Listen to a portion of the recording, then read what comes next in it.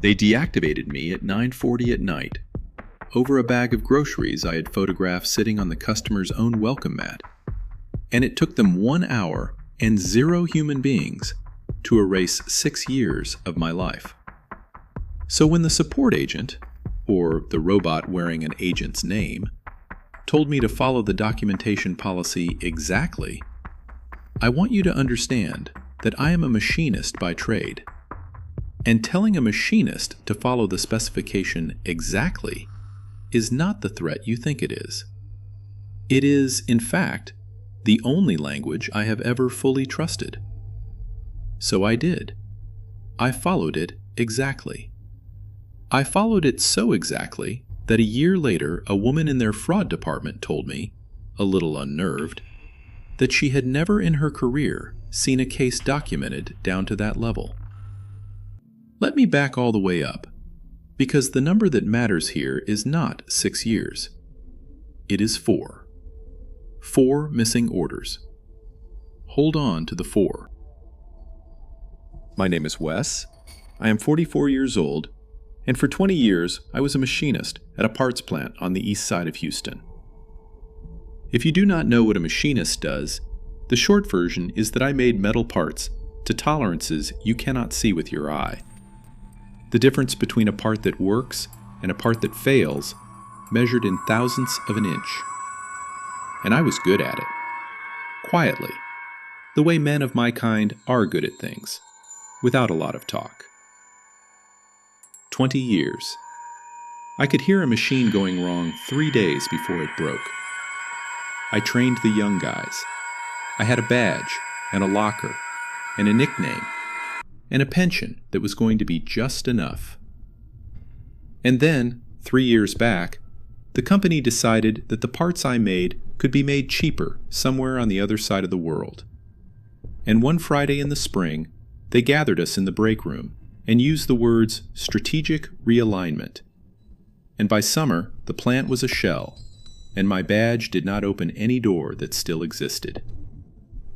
I was 41. I had a mortgage, a wife named Dana who cleans teeth at a dentist's office off the Gulf Freeway, and a daughter, Kayla, who was about to start community college and be the first person in my whole line to sit in a college classroom. 20 years of thousandths of an inch, and the market had no more use for them. That is a particular kind of quiet a man carries. You do not talk about it.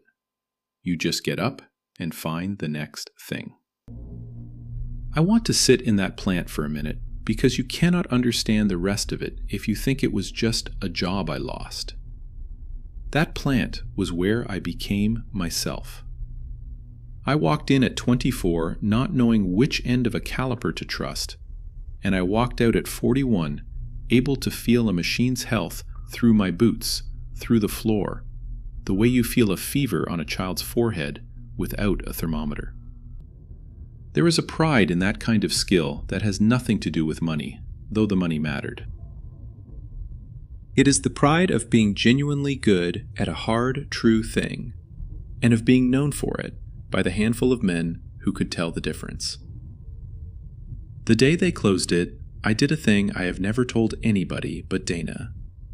After the break room, after strategic realignment, I went back to my machine, the one I had run for 11 years, and I cleaned it down, wiped the ways, oiled it, left it perfect, the way you leave it at the end of a good shift. There was no shift the next day. There was no next day. But I could not make myself leave that machine dirty for whatever came to haul it off to a container ship. That is the kind of man the app deactivated with one tap at 9:40 at night. A man who oiled a machine he would never touch again, because leaving it right was the only dignity the moment allowed me. So no, I did not slink off. Men like me do not have a great deal of practice slinking off. We have a great deal of practice getting up before dawn and doing the thing right, whether or not anyone is watching. And it turns out that habit does not know the difference between a lathe and a lawsuit. Here is the thing, though. Driving was not new to me when the plant closed. For 3 years before that Friday in the break room, I had been picking up work on the side with one of the grocery delivery apps, nights and weekends, a little extra put away for Kayla's college. The kind of gig where the phone tells you which store, which aisles, which house, and you shop and you drive, and you drop the bags on the porch, and you take a photo to prove you did. And a stranger you will never meet taps 1 to 5 stars, and that is your paycheck and your reputation, both. When the plant went under, the side thing quietly became the only thing. It is not machining. It does not use the thing I spent 20 years becoming. But it was honest work, and it paid something. And by day I looked for the day job that had not come yet, and by night I drove. And I will say this plainly because it is the whole heart of the story, very, very good at it. There is a loneliness to night delivery that I did not expect and came to make a peace with. The city at 11 at night is a different country, emptied out and orange under the lot lights. And you spend it mostly alone in a truck with the radio low, ferrying the small necessities of strangers' lives to dark porches. Milk and diapers and a birthday cake somebody ordered too late. You learn a city that way. Its back streets, which gates stick, which complexes number their buildings like a riddle a child made up. And you learn people a little from the outside, from what they buy at midnight, and the notes they leave taped to the door. I did not love it the way I loved the plant. A man does not love the thing that is holding him over the water the way he loves the thing he was built for. But I respected it, and I respected the people doing it beside me at that hour, because most of them were carrying something. A closed plant, a medical bill, a kid, a fresh start. And none of them were out there at midnight for the fun of it. That is the part the app on my phone never once understood about the fleet of us out in the dark, keeping its promises. We were not a labor cost. We were a couple 100,000 people, each one a whole entire story, holding a company's reputation together one dark porch at a time, for a few dollars and a number made out of stars. Here is a thing about a machinist that the app did not know when it signed me up. We are built out of precision and documentation. My entire working life was measure twice, cut once, and write down what you measured. So when I started delivering, I did it like a machinist. I did not just take the one photo the app required at drop-off. I framed it. House number visible, bag squared up on the mat, timestamp running. I ran a dash camera in my truck, front and rear, the way a lot of drivers do now, because the roads down here will teach you to. I kept my own log, not because anyone told me to, because that is simply who I am, a man 20 years deep in a trade built on proof, on writing down what you measured so nobody could ever tell you different. And the plant, when it came apart, only carved the lesson deeper. The man who keeps the records is the man who does not get erased. Turns out that instinct was worth more than the pension. 6 years I drove for them. Not the plant, that was 20. I mean the app. I drove for the app for 6 years. And across those 6 years, I completed a hair over 11,000 deliveries. And I carried a 5-star rating so close to perfect, it embarrassed me a little. And I want to tell you why that rating mattered. Because if you have never had your work turned into a single public number, you might think a 5-star rating is a small and silly thing to be proud of. It was not small to me. After the plant, after the badge stopped working, that rating was very nearly the only thing on the entire internet with my name attached to it that said, out loud, to anyone who looked, This man is reliable. This man shows up. This man does it right. I had lost the locker and the nickname and the pension. I still had the 5 stars. They were mine. I had earned every one of them on somebody's porch in the Houston heat. And I did the job right, which in delivery does not mean what people think. Anybody can carry a bag to a door. Doing it right meant the small things nobody tips extra for. It meant reading the note that said, "Please do not ring the bell. The baby is finally asleep," and setting the bags down like they were made of glass. It meant, on the hot days, and in Houston most days are hot days, putting the cold things in the shade and not in the sun. It meant texting a photo so a person working late knew their dinner was safe on the porch and they could stop worrying about the one small thing. There was a woman on one of my regular routes, older, lived alone, and I figured out after a few weeks that her grocery order was pretty much her only visitor most days. So I started knocking, gentle, and waiting the extra minute for her to get to the door, and handing the bags to her directly instead of leaving them, because I could see it cost her something to bend down, and I could see it gave her something to have a person say good evening and mean it. It was 30 seconds. It was nothing. Except one night she told me, at her door, that I was the only person who had said her name out loud all week. And I drove the rest of that route with my jaw set, thinking about how many people are out there that the world has quietly deactivated, and how cheap it is, how nearly free, to treat one of them like they still count.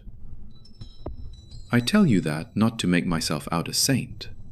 I am nobody's saint. Ask Dana. I tell you because that is the man the algorithm added up to one tapped star and a form email with the word final in it. 6 years of shaded groceries and sleeping babies and a lonely woman's name said out loud, and the machine could not see a single ounce of it.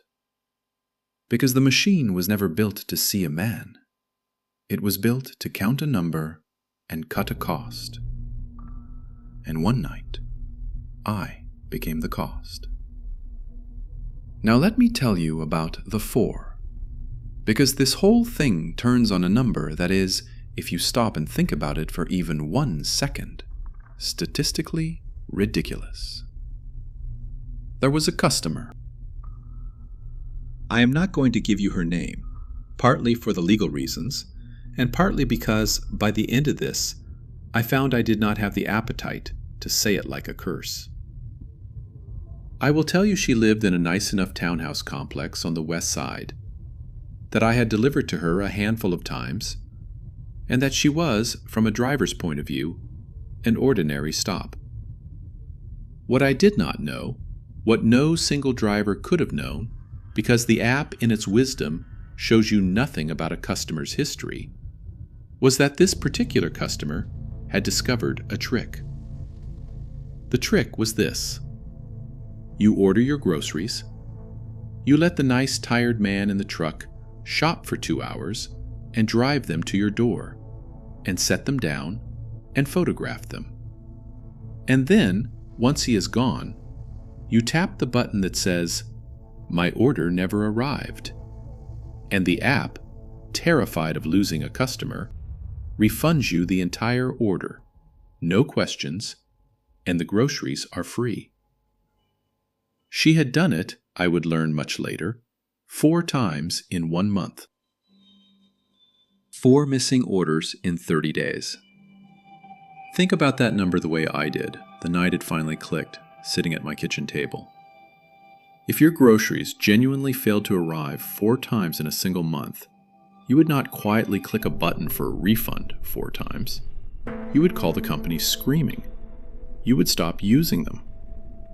Nobody on earth calmly accepts 4 vanished grocery orders in 4 weeks and keeps ordering. 4 is not the number of a person who has been failed by a service. 4 is the number of a person who has found a hole in a machine and decided to live in it. I knew that number was wrong the way I used to know a machine was wrong 3 days out. But the app did not know it. The app cannot hear a machine going bad. The app can only count stars and process refunds. I put that number together slowly at my own kitchen table over more than one night, because at first I did not have her history either. I only had mine. But the machinist does not need the whole blueprint to know a part is wrong. He needs one measurement that cannot be true, and then he knows to go back and check everything. 4 was my one measurement that could not be true. Once I saw it, I could not unsee it. The way you cannot unhear a bearing that has started to go. Everything after that was just me, patiently, taking the readings that proved what the bad number had already told me. The night it happened to me, I remember exactly. I had shopped her order, 40-some items, produce and a rotisserie chicken and the heavy stuff, the water, the litter, and I had driven it over in the dark and carried it up in 2 trips and set it down on her mat and squared the bags and taken my photo. House number bright and clear in the frame, 9:18 at night. And I had texted, the way I do, "Your groceries are on the porch. Have a good night." And I had driven home. And at 9:40, before I had even finished washing up, my phone made a sound I had never heard it make. And there was an email. And the email said, my account had been deactivated for a confirmed failure to deliver, effective immediately, and that this decision was final. Final. That was the word that got me. Not because I did not understand a mistake. Everyone makes mistakes. A wire crosses, a button gets tapped. It was the word final, delivered by a system that had not asked me a single question, had not looked at my photograph, had not glanced at 6 years and 11,000 deliveries, and a rating that was practically a straight line of perfect. A machine had received 1 tap from 1 stranger, and in the time it takes to boil an egg, had decided, all by itself, that Wes was a thief, and closed the door, and used the word final. 6 years, 1 hour, no human being anywhere in the loop. I sat at the kitchen table for a long while. Dana came in and read my face and sat down across from me, and I turned the phone around so she could see it, and she read it twice and said, quietly, "They can't do that." And I said, "Apparently they can, and it is already done." And I felt the plant again, that exact feeling, the break room, the strategic realignment, the badge that opened nothing. Erased by a decision made somewhere I could not reach, by people or things that would never have to look me in the eye. Twice in 3 years. I am not ashamed to tell you that a 44-year-old man sat at his kitchen table that night and had to work fairly hard to keep it together in front of his wife. I have thought a lot since about what it means that a person can be turned into a number small enough to delete in an hour. When I was at the plant, if a man was going to be let go, another man had to do it, face to face, and had to carry it home in his own chest that night. And that friction, that human cost of erasing a human, was a kind of protection, even on the days it failed. The machine took the friction out. Now a stranger taps a screen, and an algorithm does the rest, and nobody, anywhere, has to feel the weight of what they did to Wes. Because from where they sit, nothing was done to Wes. A metric was simply updated. That is the quiet danger of the whole shining convenient thing, and I say this as a man who needed the work and was grateful for it. When you make it frictionless to erase a person, you will erase a great many people who did nothing wrong. And you will never feel it, because feeling it was the exact cost you engineered away. The only defense a working man has left against being frictionlessly erased is friction of his own. Records. Proof. A folder so complete that somewhere down the line one human being has to stop and look and feel the weight after all. That folder is not paperwork. That folder is the last thing standing between you and the word final. But here is where it turns, and it turns because of who I am. And I did not choose to be this. My father made me this. The plant made me this. 20 years of thousandths of an inch made me this. Somewhere in that long bad hour, underneath the gut punch, the machinist woke up. And the machinist did not feel despair. The machinist felt a very old, very cold, very familiar thing, which was the specific calm that comes over a man like me when I am looking at a system that is out of tolerance, and I know exactly how to find where. Because they had made one mistake, the app and the customer both, and it was the same mistake the market made when it decided a machinist's records did not matter. They assumed I had nothing. They assumed I was what I looked like, a tired, middle-aged man in a truck who would rage for a night and then slink off. Because what was he going to do? Sue an app? Hire a lawyer he could not afford to fight a contract he had clicked agree on at a kitchen table? That is the whole engine of it. They processed me as a person who could be erased, because erasing me was cheaper than looking at me. They did not know about the dash cam. They did not know about the photographs, all of them, not just hers. 6 years of squared up bags and bright house numbers, sitting backed up in 3 places because a machinist backs things up in 3 places. They did not know that I had, without ever planning to need it, built over 6 years the single most thoroughly documented delivery history that grocery app had probably ever been unlucky enough to deactivate. And when their own support robot, in the first useless exchange, told me that if I wished to appeal, I would need to follow the documentation policy exactly and submit evidence per the guidelines, I felt something almost like the old pride. Follow the specification exactly. Buddy, you have no idea what you just asked for. So let me tell you what following it exactly looked like, because this is the part I hope you enjoy as much as I came to. First, I read the policy. All of it. Not the way you click agree, the way a machinist reads a spec. Twice, with a pen, noting every requirement and every word that could be argued 2 ways.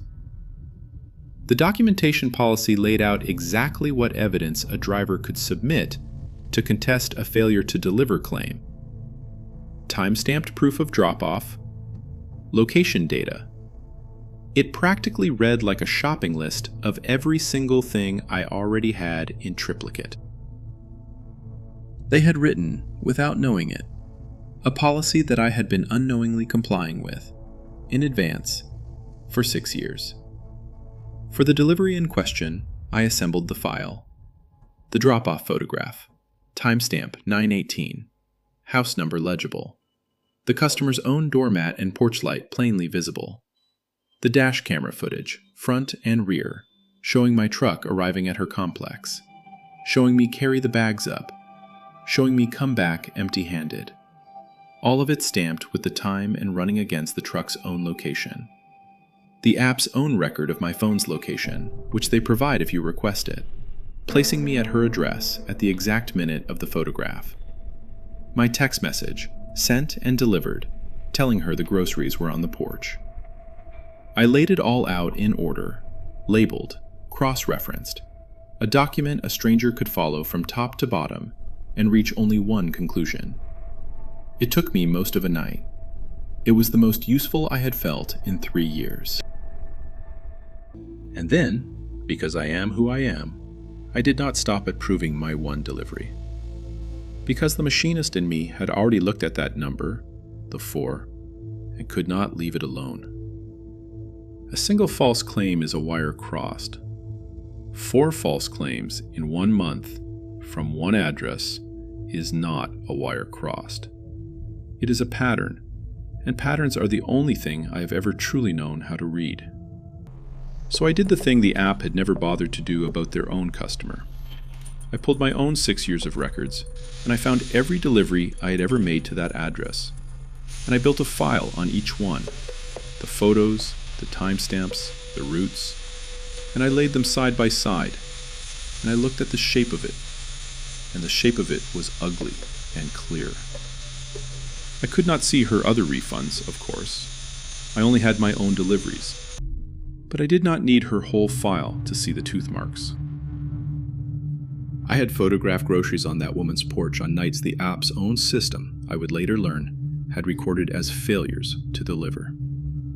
My time-stamped, location-stamped, dash-cam-backed photographs directly contradicted the very claims that her free groceries had been built on. I was not just a driver proving he had done his one job. I had become, without quite meaning to, a witness to a small, ongoing fraud. And I had the evidence sitting in 3 backups because that is simply how I keep things. Now, if this were a movie, the next scene is me marching in somewhere and slamming a folder on a desk and a room going silent.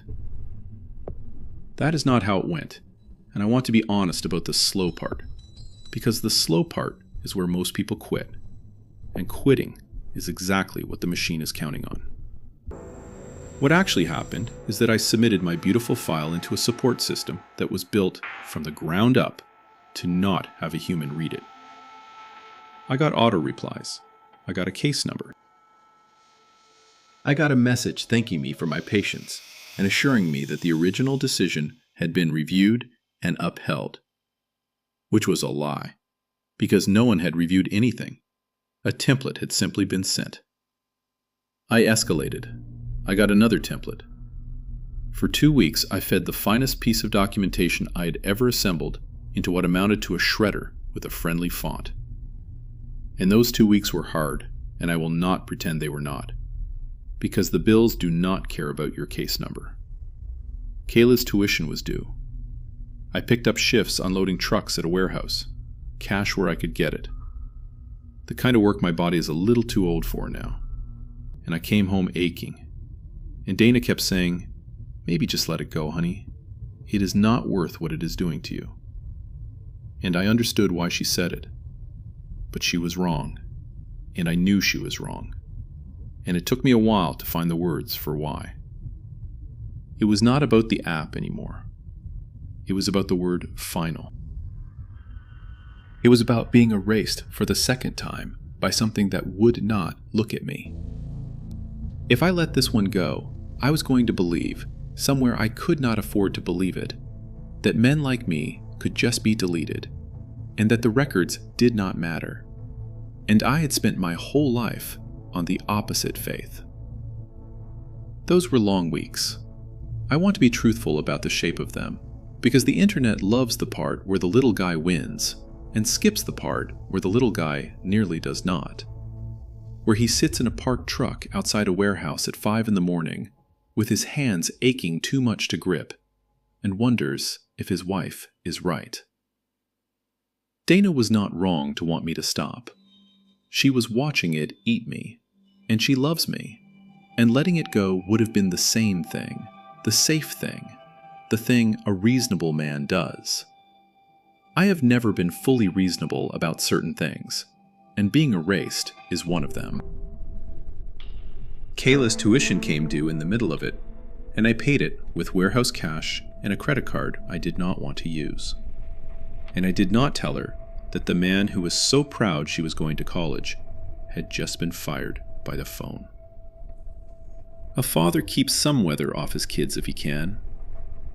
She found out later, and she was angry at me for not telling her. And then she was angry for me, which is a different and a better thing.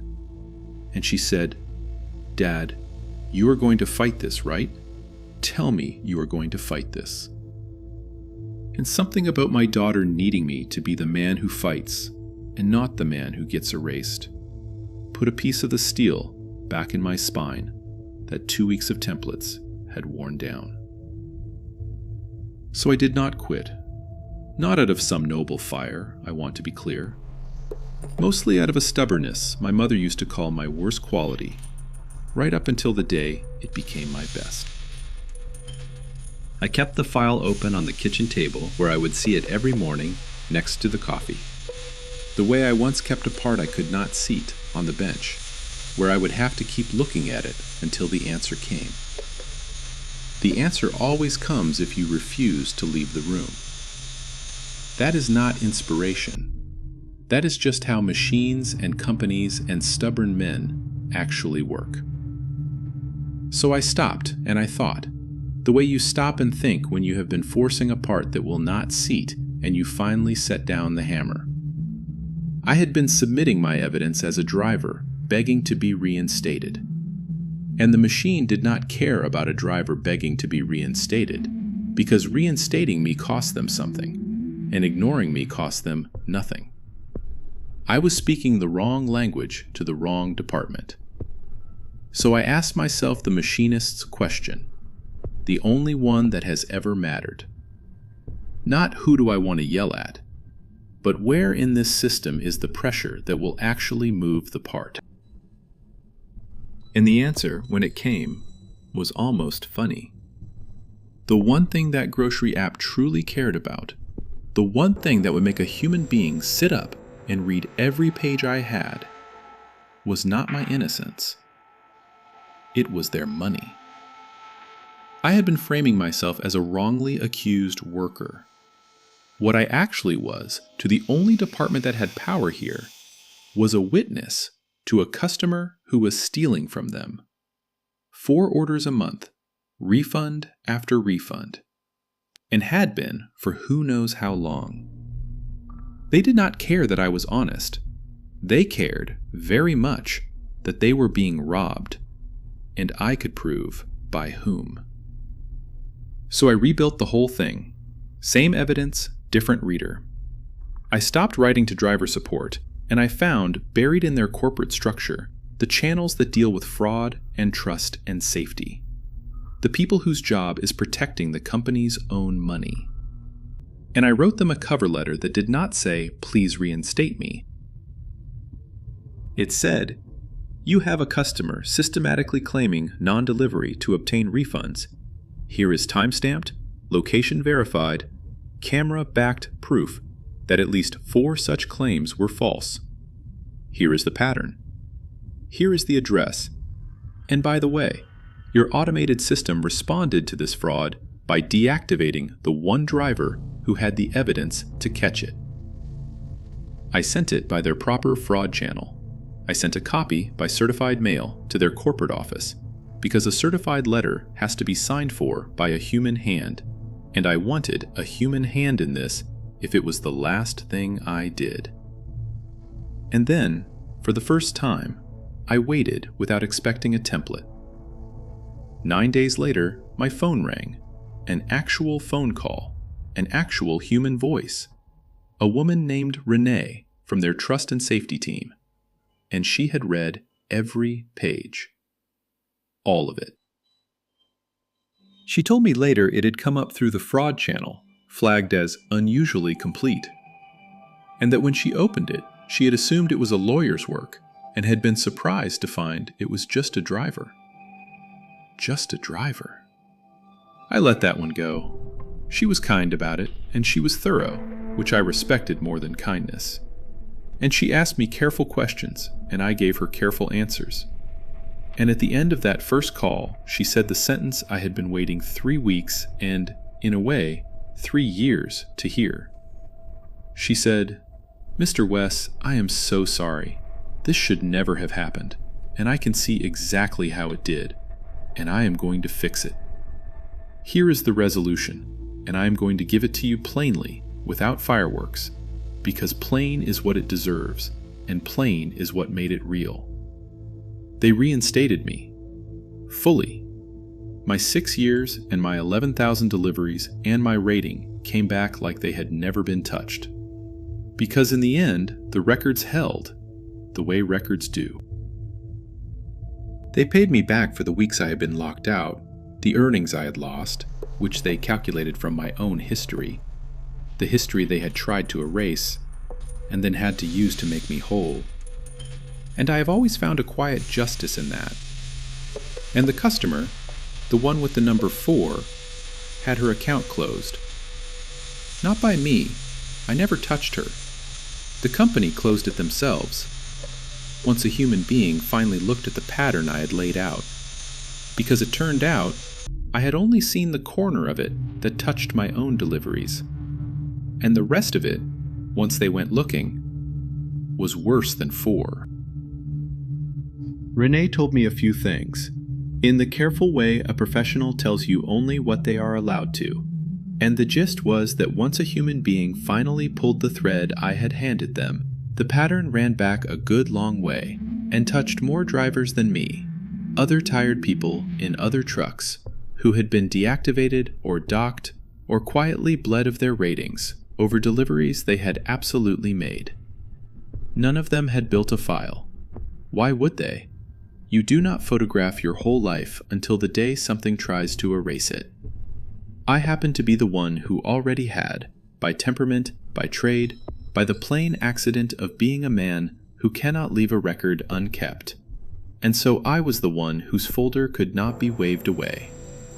And that is the piece I think about most, honestly, more than my own back pay. There were others.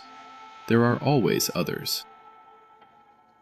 The machine had been quietly doing to a lot of people exactly what it did to me. And the only reason it got caught this one time was that it happened, by pure luck, to pick the wrong guy, the one with the dash cam and the 3 backups and the stubbornness his mother warned him about. I did not just get myself reinstated. I got a light switched on in a room full of people who never knew the others were in there with them. I am prouder of that than of anything I have ever made out of metal, and I have made some good things out of metal. And I want to stop right here and tell you the truest thing in this whole story, because it is the part I am actually proud of, more than the file. I felt no joy about that woman. I want to be honest. I had spent some ugly nights imagining her caught in those 2 weeks in the shredder. But when it actually happened, when Renee told me the account was closed, I did not feel triumph. I felt tired, and I felt relieved, and I felt something almost like sadness that a person had done that 4 times a month to strangers in trucks who were mostly 1 bad month away from her own kind of desperation. I do not know her story. I never will. I only know that the truth held, and that it held because I wrote it down, and that is enough. A man does not need to stand on somebody to stand up straight. My father taught me that before I ever touched a machine. Let me tell you what happened next, because the next part is the reason I tell this at all. I kept driving, for a while, on my own terms, and eventually the day job did come. A machine shop across town that needed a man who could hold a tolerance and train the young guys. And I took it, and my hands remember everything, it turns out. But the driving left me with something I did not expect, which was a whole lot of other drivers finding me, once word of what happened got around the way it does. New drivers, mostly. Kids, some of them, and folks like me starting over, at an age when starting over is not supposed to be the plan. And they would ask me the same question, some version of it. What do I do so this never happens to me? So now, one Saturday a month, in the back room of a public library not far from where the plant used to stand, I run a little class, free, for gig drivers. It is not much. Coffee in a big steel urn and a couple dozen folding chairs.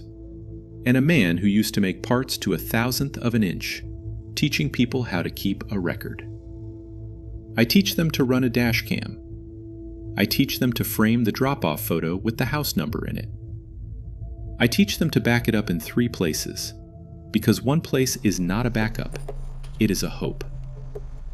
I teach them that the tap of a stranger can erase you in an hour, and that the only thing that survives that hour is what you wrote down. Mostly, I teach them the thing it took me 3 years and 2 erasures to learn all the way down. The man who keeps the records is the man who does not get deleted. I will give you one of them because he is the reason I keep renting that library room. A young guy, maybe 22, came to the class one Saturday looking like he had not slept. And afterward, he hung back until the others left, and he told me he was 3 days from losing his car, which was also his job, over a customer complaint he swore was a lie. And he had nothing. No camera, no photos, no records. Just his word against a tap. And his word was worth exactly nothing to the machine. He was about to be erased the way I was erased. And he was a decade younger and a lot more scared. And he had a baby at home. I could not undo what he had not recorded.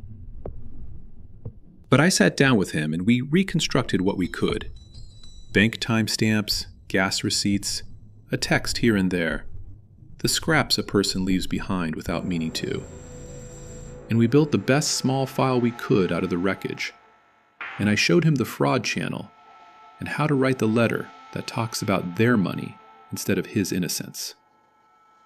It was not as clean as mine, but it was enough, barely. And he kept his car. And before he left, he asked me why I was doing this for a stranger. And I told him the truth, which is that somebody has to be the one who keeps the light on in that room. And I had the switch in my hand, and my father did not raise a man who walks past a switch. Now that kid runs a dash cam and frames his photos with the house number in them, and backs everything up in 3 places. And he brought 2 other drivers to the class the next month. And that is the whole point. That is the entire machine I am actually trying to build now. One that makes it a little bit harder to erase a person who did the work. It will never be as satisfying as a part that comes off the lathe perfect. But it holds a tolerance of its own, in its way. And I have come to be all right with that. Kayla graduated, by the way, first in my whole line to do it. She sat me and Dana down in the front row in a hot gymnasium and walked across a stage. And I do not mind telling you, the machinist came apart a little in that fold-in chair. She is doing something with computers now that I only half understand. Systems, she says, keeping things from failing. And I laughed the first time she explained it because I thought, that is the family trade after all. That is exactly the family trade. We keep the thing from failing, and we write down why. So that is the whole story, and it comes down to a number. And it was never really 6 years, and it was never really final. It was 4. 4 missing orders that were not missing, caught by a man they thought had nothing, because a machinist keeps his records, and because somewhere in a bad hour at a kitchen table, I decided that being erased twice was one time too many. And I set down the hammer, and I asked where the pressure actually was. And I put it there, in order, in triplicate, exactly to spec. Here is what I would ask you, and I mean it, because I still turn it over. Was I right to spend 3 weeks and a stack of certified mail on a fight over a grocery delivery, when Dana was telling me to let it go and the warehouse was breaking my back? Or is some principle worth more than what it costs you, right up until it is not? Where is your line? And have you ever been erased by something that would not look at you? A company, an algorithm, a system? And did you have your records when it counted?